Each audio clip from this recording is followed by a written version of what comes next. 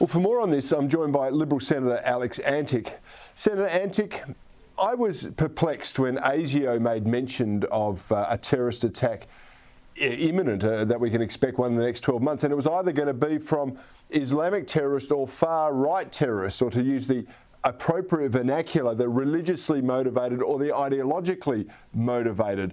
How concerning is this for the government, of course, and how concerned should every Australian be?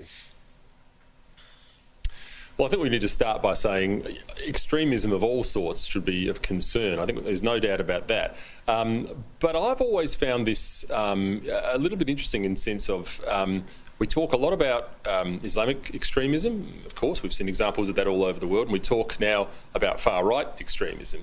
But there doesn't seem to be much talk about far-left extremism. And so I'm always interested by how this drift has occurred, and I look to some of the work that's being done by the mainstream media in the United States and here in Australia, and you look at the events of last summer with the BLM riots, how they were covered, in comparison to how the coverage of the US Capitol Hill storming rolled out. There was almost this sort of numbing or muting of some of the stuff that happened in cities where people were killed, cities were burned, rioting went on for months and months and months. And yet, really, all we ever heard about were the riots in the US Capitol. Now, that's not to say one is more virulent than the other, but we seem to be getting a slanted review of this. And I note when this was reported today by the ABC, all we heard about was the right-wing extremism. And yet all we ever seem to see on our streets are Extinction Rebellion people gluing themselves to buildings. And so, look, I'm a bit perplexed by it as well, Cory, I have to say. Yeah, this is an excellent point. I mean, I'm still going in search of who the extreme right-wingers are, because every time they refer to that, they're talking about a neo-Nazi movement or an anti-Semitic movement, but they are both characteristics of the left. The Nazis were National Socialists. They were authoritarians. Now, you've got, in the case of the point that you made, you've got Antifa, for example, who are anti-Semitic, they're anti-authoritarian, but they aren't mentioned into this stuff at all. I'm at a loss to understand how anyone can describe a far-right movement in Australia, because they all have links to the anti-Semitic left, the authoritarian left, as you point out. But why wasn't Antifa mentioned in the inquiry? Well, look, that's a very, very good question. We know they exist in Australia, and we saw them, I think, on the anniversary of the Cronulla riots out marching in Sydney. So there's no doubt, despite the fact that Joe Biden will tell you it's just a sort of a concept. It's far from a concept, and yet you're right. We don't seem to hear anything about that. And the same with Extinction Rebellion. Now, I accept that for most part it's just public nuisance, and for most part the greatest threat you'd get from an Extinction Rebellion protester is presumably being bored to death with stories of the 60s. But, there are certainly trends here, and the left do this, sometimes, I think, by reflecting that which they're thinking or doing onto others. We see that all the time with the People's Republic of North Korea. Well, there's nothing People's or Republic about it, but they use that language. The Democratic Republic of, we see that all the time. The left are very good with their language, and they're very good at flipping the dial on the other side of politics. I think that's what we're seeing here. Now, I'm not suggesting for a minute there aren't far-right extremists, and they're not out there. But I'm with you. I don't see that is necessarily the preeminent threat at this stage.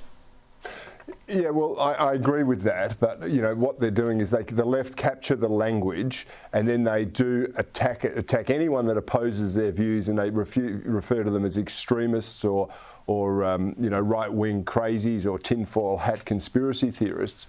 But ultimately, we have been seeing an emboldened leftist culture right around the world that is occupying cities. In the case of BLM, we've seen Antifa basically go unbridled in America when it suits the Democrats to allow it to happen.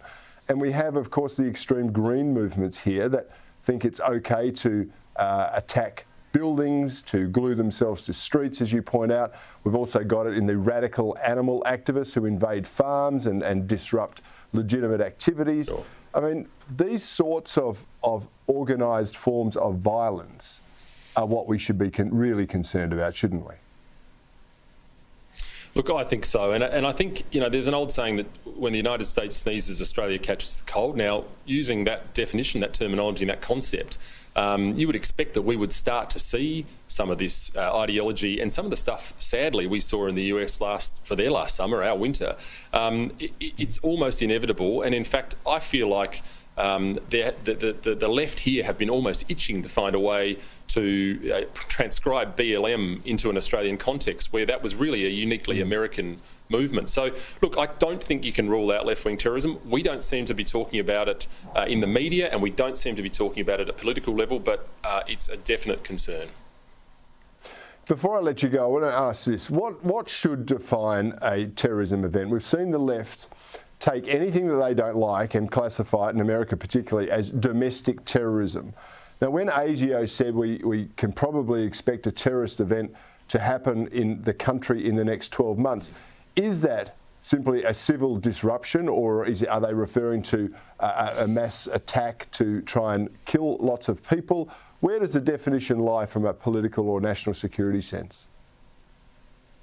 Well, it's a good question. I mean, in one sense, shutting down streets and nailing yourself to buildings and all that sort of stuff, in my view, is arguably enough to fit the description. But the alarmist nature of that would suggest that what they're talking about are actual mass casualty events. And there was certainly, I think, some of the language that was used in the committee was drifting towards that. Look, I don't know the answer to that, but I have to say once again that I don't see how the left has drifted out of sort of being thumbed and fingered for this sort of stuff. We've seen enough of the peripheral stuff, the gluing and all that sort of stuff, to suggest that there could always be more to come. So the definition is presumably a legal one, but I think the practical realities are that we're maybe seeing it already. Yeah, one of the characteristics of most terrorist movements is that they are totalitarian in nature, and that is now a virtue on the left. We've seen that right around the world. We don't want to see it here. Senator Alex Antic, thanks so much for your time and for joining me on Bernardi tonight. Thanks, Cory.